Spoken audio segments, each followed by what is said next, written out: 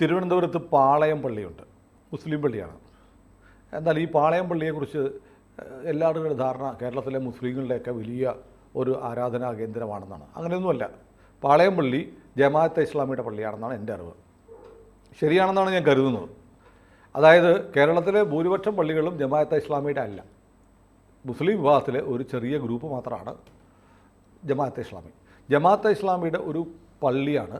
കേരളത്തിലെ എല്ലാ പള്ളികളെയും പോലെയുള്ള ഒരു പള്ളി മാത്രമാണ് പാളയം പള്ളി. അല്ല, കേരളത്തിലെ എല്ലാ പള്ളികളുടെയും ഒരു മുകളിലുള്ള സ്ഥാനമൊന്നും പാളയം പള്ളിക്കില്ല. പാളയം പള്ളിയിലെ ഇമാമെന്ന് പറഞ്ഞാൽ കേരളത്തിലെ ആയിരക്കണക്കിന് വരുന്ന ഇസ്ലാം മത വിശ്വാസികളുടെ പള്ളികളിലെ ഇമാമിനെ പോലെയുള്ള ഒരു ഇമാം മാത്രമാണ്. അദ്ദേഹത്തിന് പ്രത്യേകിച്ച് ഓരോ അവകാശ അധികാരങ്ങളും. 1995 കാലത്ത് അവിടെ ഒരു ഇമാം ഉണ്ടായിരുന്നു. അദ്ദേഹം ഈ മദനിയുടെ കൂടെ നടക്കുക, എന്നിട്ട് കൂടെ നടന്നിട്ട് മദനിക്ക് വേണ്ടിയിട്ടുള്ള ഈ അജണ്ട സെറ്റ് ചെയ്യുക, അദ്ദേഹത്തിൻ്റെ ഏജൻ്റായിട്ട് പ്രവർത്തിക്കുക. ഇങ്ങനെ വളരെ അറിയപ്പെടുന്നൊരു മൗലവി ഉണ്ടായിരുന്നു. സ്കോളറാണെന്നൊക്കെ കരുതിയിട്ട് പത്രങ്ങൾ ലേഖനമൊക്കെ എഴുതിക്കുമായിരുന്നു അദ്ദേഹത്തിന്.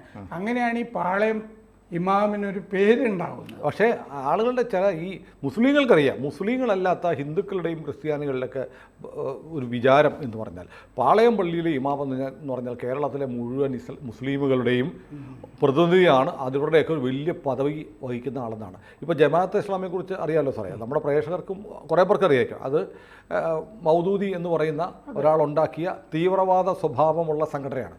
ഇന്ത്യയിൽ ജമാഅത്തെ ഇസ്ലാമി ഇന്റാണ് അല്ലേ? പാകിസ്ഥാനിലുണ്ട്, ബംഗ്ലാദേശിൽ ഷെയ്ഖ് ഹസീന നിരോധിച്ചിരിക്കുകയാണ് ജമാഅത്തെ ഇസ്ലാമി. പക്ഷേ ആ ജമാഅത്തെ ഇസ്ലാമി അമേരിക്ക ഈ ഇലക്ഷൻ കാലത്ത് സപ്പോർട്ട് ചെയ്യുന്നുണ്ടായിരുന്നു. അതെ. അപ്പോൾ ജമാഅത്തെ ഇസ്ലാമി എന്ന് പറയുന്ന ആ സംഘടനയുടെ പ്രസ്ഥാനത്തിൻ്റെ പത്രമാണ് മാധ്യമം. അവരുമായി ബന്ധമുള്ളതാണ്. ഇസ്ലാമിക രാഷ്ട്രം വേണമെന്ന് ആവശ്യപ്പെടുന്നവർ. അവരുടെ പത്രമാണ് മാധ്യമം. അവരുടെ മാധ്യമ സ്ഥാപനമാണ് മീഡിയ വൺ എന്ന് പറയപ്പെടുന്നു. അതിൻ്റെ പേരിലാണ് അവർക്ക് നിരോധനമൊക്കെ വന്നത്. അപ്പോൾ ജമാഅത്തെ ഇസ്ലാമിയെ ഇന്ത്യയിലെയും കേരളത്തിലെയും ഭൂരിപക്ഷം മുസ്ലിങ്ങൾ അംഗീകരിക്കുന്നില്ല. അപ്പോൾ പാളയം പള്ളി എന്ന് പറയുന്നത് ഇന്ത്യയിലെ കേരളത്തിലെ ഭൂരിപക്ഷം ഇസ്ലാം മതവിശ്വാസികളായ മനുഷ്യരും അംഗീകരിക്കുന്ന കൂട്ടത്തിൽപ്പെട്ട പള്ളിയല്ല, ജമാഅത്തെ ഇസ്ലാമിയുടെ പള്ളിയാണ്. മാത്രമല്ല, ഒരു പാളയം പള്ളിയിലെ ഇമാം എന്ന് പറഞ്ഞാൽ കേരളത്തിലെ ആയിരക്കണക്കിന് മുസ്ലിം പള്ളികളിലെ ഇമാമിനെ പോലെ മാത്രം പദവിയുള്ള സ്റ്റാറ്റസ് ഉള്ള ഒരാളാണ്. അല്ലാതെ കേരളത്തിലെ മുസ്ലിങ്ങളുടെ അവസാന വാക്കൊന്നുമല്ല. പക്ഷേ അദ്ദേഹം ഭാവിക്കുന്നത്, അല്ലെങ്കിൽ അദ്ദേഹം ഭാവിക്കുന്നതായിരിക്കില്ല, കേരളത്തിലേക്ക് മീഡിയ ഭാവിക്കുന്നത് അദ്ദേഹം കേരളത്തിലെ ഈ പോപ്പ് പോലത്തെ ഒരാളാണെന്നൊക്കെയാണ് കരുതിയാണ് അദ്ദേഹത്തിന് വലിയ പ്രാധാന്യം കൊടുക്കുന്നത്. ഇന്ന് അദ്ദേഹം നരേന്ദ്രമോദിക്കെതിരെ ഒരു വലിയ പ്രസംഗം കേന്ദ്ര സർക്കാരിനെതിരെ നടത്തിയിട്ടുണ്ട്. പെരുന്നാൾ പ്രസംഗം. അത് പാളയം പള്ളിയിലുള്ള അദ്ദേഹത്തിൻ്റെ സെക്ടറിൻ്റെ അടുത്ത് മാത്രം പറയേണ്ട കാര്യമാണ്. അങ്ങനെയുണ്ട് കേരളത്തിലുള്ള ആയിരക്കണക്കിന് പള്ളികൾ. അവിടുത്തെ എല്ലാ ഇമാമന്മാരുടെ പ്രസംഗം എന്തുകൊണ്ടാണ് നമ്മുടെ മാധ്യമങ്ങൾ റിപ്പോർട്ട് ചെയ്യാത്തത്? ഈ പാളയം പള്ളിയിലെ ഇമാം ഇന്ന് നടത്തിയ പ്രസംഗം പച്ച വിദ്വേഷ പ്രസംഗം എന്നാണ് പറയപ്പെടുന്നത്. അതെ, വർഗീയത നിറഞ്ഞു വെക്കുന്ന പ്രസംഗമാണ്. അത് ഇവിടുത്തെ മാധ്യമങ്ങളുടെ അജണ്ടയുണ്ടല്ലോ, മോദി വിരുദ്ധ അജണ്ട, അതുമായിട്ട് ചേർന്ന് പോകുന്നുണ്ടാവും. കാരണം എന്താണെന്ന് വെച്ചാൽ ഇന്നലെയാണ് ആ NCERT 12ാം ക്ലാസ്സിലെ പുസ്തകത്തിലെ അയോധ്യ അതിലുള്ള കറക്ഷൻസിനെ പറ്റിയിട്ടുള്ള വാർത്തയൊക്കെ വന്നിരിക്കുന്നത്. ഈ കാര്യം പാളയം ഇമാം ഡോക്ടർ VP സുഹൈബ് മൗലവി ഇതിൽ പറഞ്ഞിട്ടുണ്ട്. ആ പ്രസംഗത്തിൽ പറയുന്നുണ്ട്. അത് പറയുന്നത് അയോധ്യയിൽ നടന്ന കാര്യം ക്രൂരതയാണ്. അത് ആ ബാബറി മസ്ജിദിനെ പറ്റിയിട്ടുള്ള ആ ഭാഗം പാഠപുസ്തകത്തിൽ നിന്ന് നീക്കിയത് ചരിത്രത്തിനെ കാവ്യവൽക്കരിക്കാൻ വേണ്ടിയിട്ടാണ് എന്നാണ് പറയുന്നത്. പിന്നെ വിദ്വേഷ പ്രസംഗത്തിന് ഭാവിയില്ലെന്നാണ് തെരഞ്ഞെടുപ്പ് തെളിയിച്ചത്. രാഹുൽ ഗാന്ധിയാണോ ഇന്ത്യ ഭരിക്കുന്നത്? ജാതി സെൻസസ് വേണം എന്ന് അത്യാവശ്യമാണ്, അത് നടത്തിയേ തീരൂ. പിന്നെ കേരളത്തിൽ ന്യൂനപക്ഷ പ്രീണനമില്ല. ഇത്രയുമാണ് ഈ പറഞ്ഞിരിക്കുന്നത്. ഈ ഓരോ അതിൻ്റെ സത്ത നീണ്ട പ്രസംഗമാണ്. പക്ഷേ ഇത് ഓരോ കള്ളവും വർഗീയതയുമാണ്. വർഗീയതയും വിദ്വേഷവും സമൂഹത്തിൽ വളർത്താൻ വേണ്ടി നടത്തിയിട്ടുള്ള പ്രസംഗമാണ്. അല്ല, ഇതൊക്കെ പറയാൻ അദ്ദേഹത്തിന് ഒരു വ്യക്തി എന്ന നിലയിൽ അവകാശമുണ്ട്. പക്ഷേ ഇദ്ദേഹം പറഞ്ഞത് കേരളത്തിലെ മുഴുവൻ മുസ്ലിങ്ങളുടെയും ശബ്ദമാണ് എന്ന തരത്തിൽ കൊടുക്കാൻ ആരാണ് ഈ മാധ്യമങ്ങളെ ഈ പാളയം പള്ളി ഇമാം? അതായത് ആ സുപ്രീം കോടതി വിധിയുടെ അടിസ്ഥാനത്തിലാണ് അയോധ്യയിൽ ക്ഷേത്രം പണിതിരിക്കുന്നത്. ആ സുപ്രീം കോടതിയുടെ വിധിയുടെ കാര്യം കൂടി സുപ്രീം കോടതി പറഞ്ഞിട്ടുണ്ട് അത് ശ്രീരാമ ജന്മഭൂമിയാണെന്ന് അസന്നിഗ്ധമായി പറഞ്ഞിട്ടുണ്ട്. ബാബറി പള്ളി എന്നുള്ള പേര് ഏതാണ്ട് 80s-ലാണ് 80-കളിലാണ് ബാബരി എന്ന് പറയുന്ന ആള് ഈ ബാബർ ഹോമോസെക്ഷൽ ആയിരുന്നല്ലോ. ബാബറിന്റെ പേരിലുള്ള പള്ളി പോലും അല്ല, ബാബരി എന്നാണ് അയാളുടെ പേര്. ഈ ഹോമോസെക്ഷൽ പാർട്ട്ണറിന്റെ പേര് ബാബറിന്റെ.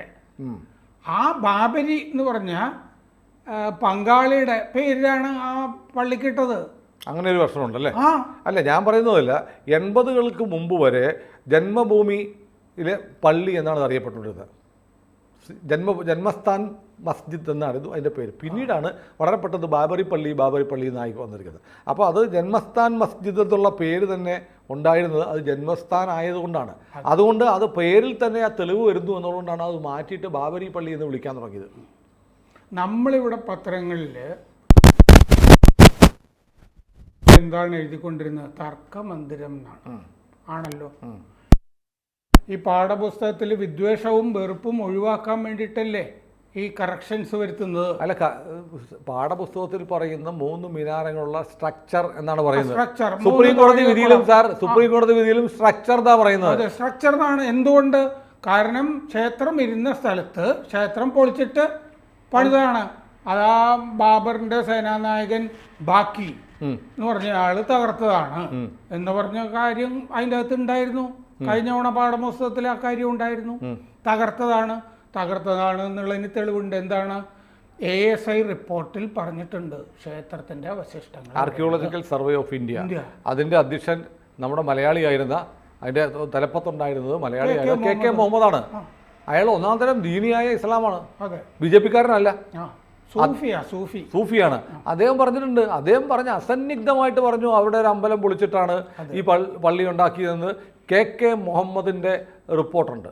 അതെന്താന്ന് വെച്ചാൽ, അങ്ങനെ ഈ വേറെ ഏതെങ്കിലും ഒരു സ്ഥലത്ത് ഒരു പള്ളി പണിയാം മുസ്ലിങ്ങൾക്ക്, ഔറംഗസേബിനൊക്കെ ചെയ്യാമായിരുന്നു.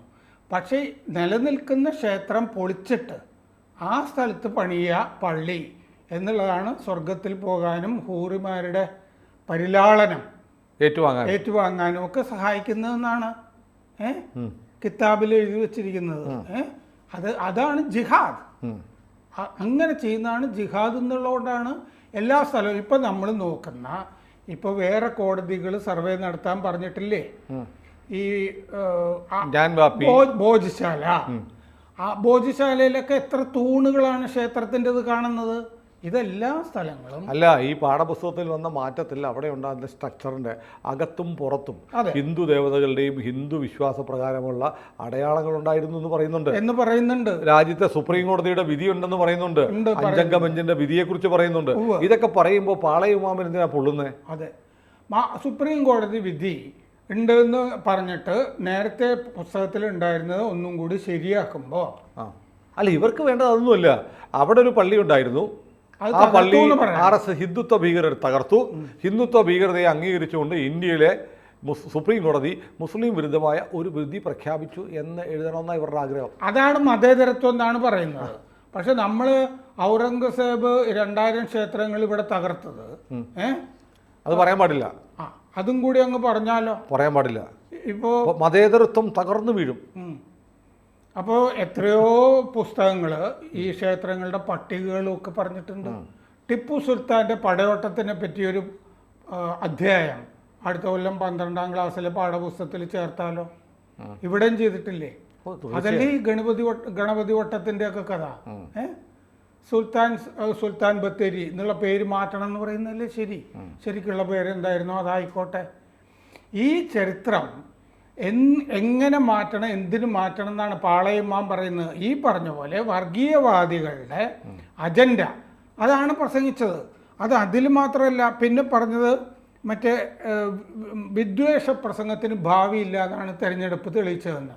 അതെങ്ങനെയാണ്? മുസ്ലിം ധ്രുവീകരണം ചില സ്ഥലങ്ങളിൽ ഉണ്ടായാൽ, അതും ഉത്തർപ്രദേശിലോ അങ്ങനത്തെ മുസ്ലിങ്ങളെല്ലാവരും കൂടെ സംഘടിച്ച് തീരുമാനിച്ച് ആർക്കെങ്കിലും വോട്ട് ചെയ്താൽ അത് മതേതരത്വമാണ്. ഹിന്ദുക്കൾ സംഘടിച്ച് വോട്ട് ചെയ്താൽ അത് വർഗീയതയാണ്. അതാണ് നല്ല തിയറിയാണ്. അതായത് ന്യൂനപക്ഷ വർഗീയത ഭൂരിപക്ഷ വർഗീയത എന്ന് പറയുന്നത് രണ്ടായി തിരിച്ചിട്ടുണ്ടല്ലോ. കേരളത്തിൽ പക്ഷേ ഈ ന്യൂനപക്ഷങ്ങൾ ഭൂരിപക്ഷമാവുന്ന അവസ്ഥയാണല്ലോ ഉള്ളത്. കേരളത്തിലെ ഭൂരിപക്ഷ വർഗീയത എന്ന് പറഞ്ഞു കഴിഞ്ഞാൽ അത് ന്യൂനപക്ഷങ്ങളുടേതല്ലേ, ഹിന്ദുക്കളുടെ എണ്ണം കുറവല്ലേ ഇവിടെ. അതെ.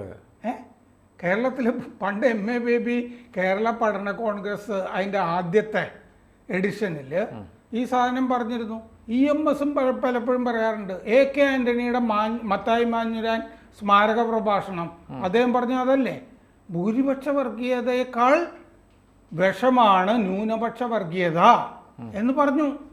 ഈ പറയുന്നതുകൊണ്ടാണ് ഈ മുസ്ലിം മതപ്രീണനം എന്ന് പറയുന്നത് കേരളത്തിൽ നടന്നില്ല. ഈ ഇമാം പറഞ്ഞത് എന്തുകൊണ്ടാണ്? മുസ്ലിം മതപ്രീണനം എന്ന് പറയുന്നത് മതേതരത്വമാണെന്നുള്ള കാഴ്ചപ്പാട്. അതെ, അത് ഞങ്ങൾക്ക് അവകാശപ്പെട്ടതാണ്. ഞങ്ങൾക്ക് അവകാശപ്പെട്ടതൊക്കെ ഞങ്ങൾ എടുക്കുന്നു. ഈ ന്യൂനപക്ഷ പണ്ട് നമ്മുടെ ഭരണഘടന പറയുന്നത് മൈനോറിറ്റി സ്റ്റാറ്റസ് ആണ്, മൈനോറിറ്റി റൈറ്റ്സ് അല്ല. ഭരണഘടനാ ശില്പികൾ വിഭാവനം ചെയ്ത് മൈനോറിറ്റിക്ക് ഒരു പ്രത്യേക പദവി കൊടുക്കണമെന്നാണ്. ഇപ്പോൾ പറയുന്നത് ന്യൂനപക്ഷങ്ങളുടെ അവകാശങ്ങളാണ്. അത് ഭൂരിപക്ഷത്തിനില്ലാത്ത എന്ത് അവകാശമാണ് ഈ ന്യൂനപക്ഷത്തിൽ? അത് ഭരണഘടനയിൽ ഇല്ലാത്ത സംവരണം OBCകളിൽ നിന്ന് അടിച്ചു മാറ്റി 5%, കേരളത്തിൽ 12%. കേരളത്തിലാണല്ലോ ഇത് ഏറ്റവും ആദ്യവും ഏറ്റവും കൂടുതലും ചെയ്തത്. PSCയിൽ തന്നെ സംവരണം കൊടുത്തത് EMS സർക്കാർ. ഇതൊക്കെ പ്രീണനത്തിന്റെ ഭാഗമല്ലായിരുന്നു. മലപ്പുറം ജില്ല കൊടുത്തത്. അതെ. അതായത് കേരളത്തിൽ ചെയ്തതെന്ന് പറഞ്ഞാൽ മാപ്പിള എന്നുള്ള വിഭാഗത്തിനാണ് സംവരണം വേണ്ടത്. റോളണ്ട് മില്ലർ എന്ന് പറയുന്ന ആൾ എഴുതിയ ഒരു പുസ്തകമുണ്ട്, Kerala Muslims of Malabar, Mappila Muslims of Malabar. ഈ പുസ്തകത്തെ ആധികാരികമാക്കിയിട്ട് എന്ത് ചെയ്തു എന്ന് പറയാൻ നമ്മുടെ കേരള സർക്കാർ 94-ലാണ് കേരളത്തിലെ മുഴുവൻ മുസ്ലിങ്ങളും മാപ്പിളമാരാണ്, അതുകൊണ്ട് അവർക്ക് സംവരണം കൊടുക്കാൻ തീരുമാനിച്ചു. എന്നിട്ട് ഒരു മതത്തിന് മുഴുവൻ കൊടുത്തു എന്ന് വരുന്നപ്പോൾ എന്ത് ചെയ്തു? ഒരു ഞുണുക്ക് വില കൂടെ ചെയ്തു. കാരണം ചില വിഭാഗങ്ങളെ ഒഴിവാക്കി. ഏതൊക്കെയാണെന്നറിയോ? കച്ചി മേമൻ, ബോറ, നവായത്ത്, തുലുക്കൻ, ദക്കിനികൾ. അത് പുറത്തുനിന്നുള്ളവർ. അതെ, ഇത്രയും അവരിവിടെ ഇല്ല. അവരെ ഒഴിവാക്കിയിട്ട് കച്ചവടത്തിന് ചെറിയ തോതിൽ വന്ന് തലശ്ശേരിയിലൊക്കെ ഉണ്ടായിരുന്നു. എക്സാക്ട്ലി. ഇങ്ങനെ 5 വിഭാഗങ്ങൾ ഒഴിവാക്കിയിട്ട് ബാക്കി എല്ലാ കേരളത്തിലെ മുസ്ലിങ്ങളും മാപ്പിളമാരാണ് എന്ന് പറഞ്ഞ് 94-ൽ ഒരു ജിയോ ഇറക്കിയിട്ടാണ് ഈ നിയമവിരുദ്ധമായി കേരളത്തിൽ മുസ്ലിം സംവരണം നടപ്പാക്കിയിരിക്കുന്നത്. അതെ, ഒരു പഠനവും ഇല്ല, ഒരു സ്റ്റഡിയില്ല. റോളണ്ട് മില്ലർ എഴുതിയ മാപ്പിള മുസ്ലിംസ് ഓഫ് മലബാർ എന്നുള്ള പുസ്തകത്തിലെ പരാമർശം മാത്രം ആധാരമാക്കിയിട്ടാണ്. ഈ ആരെങ്കിലും കേസിന് പോയി കഴിഞ്ഞാൽ ഇത് പെടും. എന്താണെന്ന് വെച്ചാൽ ആന്ധ്രയിൽ പൈലറ്റ് പ്രോജക്റ്റ് എന്നുള്ള നിലയ്ക്ക് കോൺഗ്രസ് നടപ്പാക്കി നോക്കിയതാണ്. അത് ഹൈക്കോടതി അവിടെ എടുത്ത് കളഞ്ഞിട്ട് ഇപ്പോൾ സുപ്രീം കോടതിയിൽ പെൻഡിങ്ങിലാണത്. ആ കേസിന്റെ വിധി വന്നാലും ചിലപ്പോൾ പെടും ആരെങ്കിലും. സുപ്രീം കോടതി സ്റ്റേ ഉണ്ടെന്ന് തോന്നുന്നു. സുപ്രീം കോടതി സ്റ്റേ ചെയ്തിട്ട് അത് പെൻഡിങ്ങിലാണ്, വിധി വരാൻ ഇരിക്കുകയാണത്. കാരണം നമ്മുടെ ഭരണഘടന മതസംവരണമല്ല, ജാതി സംവരണമാണ്. അതും ഏത് ജാതി? ജാതീയമായ അയിത്തവും മറ്റും അനുഭവിച്ചിരുന്ന ഹിന്ദു സമുദായത്തിലെ പിന്നെ വിഭാഗക്കാർക്കാണെന്ന് സ്പെസിഫിക് ആയിട്ട് പറഞ്ഞിട്ടുണ്ട്. അന്ന് അത് ഭരണഘടനാ നിർമ്മാണ സഭയിൽ വലിയ ചർച്ചകൾ നടന്നിരുന്നു. ഇങ്ങനെ ചെയ്യാം മുസ്ലിങ്ങൾക്ക് എന്നൊക്കെ പറഞ്ഞ് ചർച്ച വന്നപ്പോൾ അംബേദ്കർ പറഞ്ഞതാണ് അത് പട്ടിക ജാതി വിഭാഗങ്ങൾ ഹിന്ദുക്കളിലെ അവർക്ക് വേണ്ടിയിട്ടുള്ളതാണ്, മതപരമായ സംവരണം അല്ല നമ്മൾ ഉദ്ദേശിക്കുന്നത് എന്ന് പറഞ്ഞിട്ടുണ്ട്. ഇപ്പൊ അവർ അവകാശപ്പെടുന്ന മതത്തിന്റെ പേരിൽ അവർക്ക് സംവരണം വേണമെന്നാണ്. അത് ഇന്ത്യയിൽ അങ്ങനെ ഒരു കാഴ്ചപ്പാടില്ല, ഭരണഘടനയില്ല, ഭരണഘടനാ വിരുദ്ധമാണ്. അതാണ് മോദി ത്രൂ ഔട്ട് ഇത്തവണത്തെ മോദി പറഞ്ഞത് ഭരണഘടനയിലുള്ള കാര്യമാണ് പറഞ്ഞത്. അതെ, ഭരണഘടനയിൽ ഇത് പറഞ്ഞിട്ടുണ്ട്, സംഗതി ശരിയാ. കാരണം അത് സമയമാകുമ്പോൾ നമുക്കിത് നീക്കുകയും ചെയ്യാം. അതെ, സംവരണം നീക്കുകയും ചെയ്യാന്ന് പറഞ്ഞിട്ടുണ്ട്. അതിനുള്ള സമയം ഇപ്പൊ ആയിട്ടില്ല എന്നുള്ളത് മോദിക്കും അറിയാം, RSSനും അറിയാം, BJPക്കും അറിയാം. അതെ, പട്ടികജാതി വർഗ്ഗക്കാരുടെ തീരില്ല, പക്ഷെ മുസ്ലിങ്ങൾക്ക് കൊടുക്കേണ്ട കാര്യമില്ല എന്നുള്ളതും ഭരണഘടന അനുസരിച്ചിട്ട് സമരത്തിന്റെ ഭാഗത്ത് വ്യക്തമാണ് ആ പറഞ്ഞത്. അപ്പോൾ ഇതൊക്കെയാണ് വസ്തുതകൾ. ഇതൊക്കെ മറച്ചു വെച്ചിട്ടാണ് പാളയമാം അതീവ വിദ്വേഷപരമായ ഒരു പ്രസംഗം നടത്തിയത്. അദ്ദേഹം പറയുന്നു ഇങ്ങനെ വിദ്വേഷ പ്രസംഗം നടത്തിയവർക്ക് തിരിച്ചടി കിട്ടിയത്. എന്ത് തിരിച്ചടിയാ? മോദി തന്നെയല്ലേ ഇപ്പോഴും അധികാരത്തിൽ വന്നത്. മാത്രമല്ല 1989 കഴിഞ്ഞിട്ടുള്ള ഏറ്റവും വലിയ ഏകകക്ഷി, ഭൂരിപക്ഷമുള്ള ഏകകക്ഷിയാ. 240 സീറ്റ് എന്ന് പറയുന്നത്. 40 സീറ്റ് നോക്കൂ. മാത്രമല്ല അന്നത്തെ അത്രയും വാജ്പേയിയുടെ കാലത്തെ പോലെ 19 പാർട്ടികളുടെ സഖ്യമാണോ ഇത്? അല്ലല്ലോ, 2 പാർട്ടിയല്ലേ ഉള്ളൂ, TDPയും RJDയും. അത് മാത്രമല്ല സാർ, ഇത് 60 വർഷം ഇന്ത്യ ഭരിച്ച പാർട്ടിക്ക് 100 സീറ്റ് ജയിക്കാൻ പറ്റിയില്ല. അതെ, എന്നിട്ട് അവർ ജയിച്ചു എന്ന് പറഞ്ഞാൽ നടക്കുന്നത് എന്തൊരു മോക്കറിയാണ്. ആ സത്യത്തിൽ മറ്റേ തൃണമൂലില്ല. തൃണമൂലിന്റെ 29 സീറ്റും കൂടെ കൂട്ടി നടക്കുകയാണ്.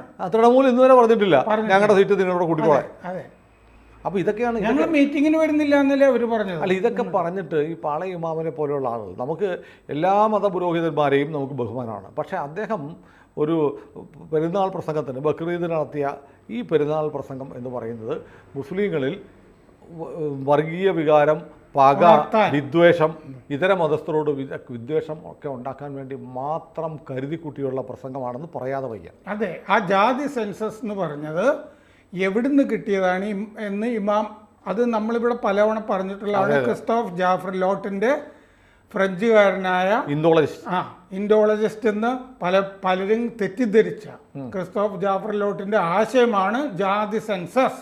അത് ഹിന്ദു മതത്തിനെ തകർക്കാൻ വേണ്ടിയിട്ടുള്ളതാണ്. ആ ഹിന്ദു മതത്തിനെ തകർക്കണം എന്നാണ് പാളയ ഇമാം ഉദ്ദേശിക്കുന്നത്. ജാതി സെൻസസ് വേണമെന്ന് പറയുന്ന പാളയ ഇമാം ചങ്ങനാശ്ശേരി പുതൂർപ്പള്ളിയിൽ നിന്ന് പോകണം. അവിടെ ഒസ്വാൻ വിഭാഗത്തിൽപ്പെട്ട ഒരു ചെറുപ്പക്കാരൻ അവിടുത്തെ പള്ളിയുടെ ജനറൽ ബോഡി മീറ്റിങ്ങിൽ പങ്കെടുത്ത് പള്ളിയുടെ റോഡ് തകർന്ന് കിടക്കുന്നു, നന്നാക്കണമെന്നും പറഞ്ഞു മിനിറ്റ്സിൽ ഒപ്പിട്ടതിന് അയാൾക്ക് വിലക്ക് കൽപ്പിച്ചു. അയാളോട് പറയുന്നത് താൻ യോഗത്തിലൊക്കെ പങ്കെടുത്ത് ഒപ്പിടാൻ പറ്റത്തില്ല, ഭാരവാഹിയാകാൻ പറ്റത്തില്ല, താൻ ഒസ്വാനാണ്, മുസ്ലിങ്ങളുടെ ശുരകപ്പണി ചെയ്യുന്നവനാണ് എന്ന് പറഞ്ഞ് ആ ചെറുപ്പക്കാരനെ മാറ്റി നിർത്തി. അയാൾ വഖഫ് ട്രിബ്യൂണലിൽ കേസ് കൊടുത്തിരിക്കുക. ആ കൂട്ടരാണ് ഹിന്ദുക്കളുടെ ജാതി സെൻസസ് വേണമെന്ന് പറയുന്നത്. മുസ്ലിങ്ങൾക്കിടയും ജില്ലയും ജാതി സെൻസസ് നടക്കട്ടെ എന്നേ. അല്ല, അതൊരു സംഭവിക്കില്ല, ജാതിയില്ല. അല്ല, ഹിന്ദുക്കളുടെ ജാതി സെൻസസ് നടത്തിയിട്ട് പാളയ ഇമാമിന് എന്താ പ്രശ്നം? എന്തെടുക്കാനാ? ആ ഹിന്ദുക്കളുടെ കാര്യത്തിൽ എന്താ ഇത്ര താല്പര്യം? അത് ജമാഅത്തെ ഇസ്ലാമി അജണ്ടയാണ്. അതെ, കാരണം എന്താന്ന് വെച്ച് കഴിഞ്ഞാൽ ഈ പട്ടികജാതി വർഗങ്ങളെ മതം മാറ്റണം എന്നുള്ളത് അജണ്ട. അവരാണല്ലോ ജമാഅത്തെ ഇസ്ലാമിയാണ് പറയുന്നത് ദളിതർ ഹിന്ദുക്കളല്ല, ദളിതർ ഹിന്ദുക്കളല്ലാതെ. നോക്കൂ, കേരളത്തിലെ ദളിതർ എല്ലാവരും അമ്പലത്തിൽ പോകുന്നവരാ. അവർക്കറിയാം അവർ ഹിന്ദു ആണോ ഇല്ലെന്നുള്ളത്. പാളയും അവന് മനസ്സിലായിട്ടില്ല. ഗോത്രവർഗ്ഗങ്ങളെ എപ്പോഴും അവരുടെ പിതൃസ്മരണയിൽ ജീവിക്കുന്നവരാണ്. ആ പിതൃസ്മരണ ഉള്ളത് കൊണ്ടാണ് ഈ പഠിച്ച പണി 18 ബ്രിട്ടീഷുകാർ നോക്കിയിട്ടും അവർ ഹിന്ദുമതം വിടാതെ നിലകൊള്ളുന്നത്. പിതൃക്കളാണ് അവരുടെ പ്രധാനപ്പെട്ട. പാളയ ഇമാമിൻ്റെ പുതിയ തീട്ടൂരം ഏതായാലും വളരെ മോശമായിപ്പോയി അദ്ദേഹം ഇങ്ങനെയൊക്കെ പറഞ്ഞത്. അതെ, പച്ചയായ, അതാണ്, അങ്ങനെ വേണമല്ലോ പറയാൻ, പച്ചയായ വർഗീയതയാണ്, വേറെ നിറമൊന്നുമില്ല. ഇതൊന്നും കേരളത്തിന് ഭൂഷണമല്ല എന്ന് പറഞ്ഞ് നമുക്ക് അവസാനിപ്പിക്കാം.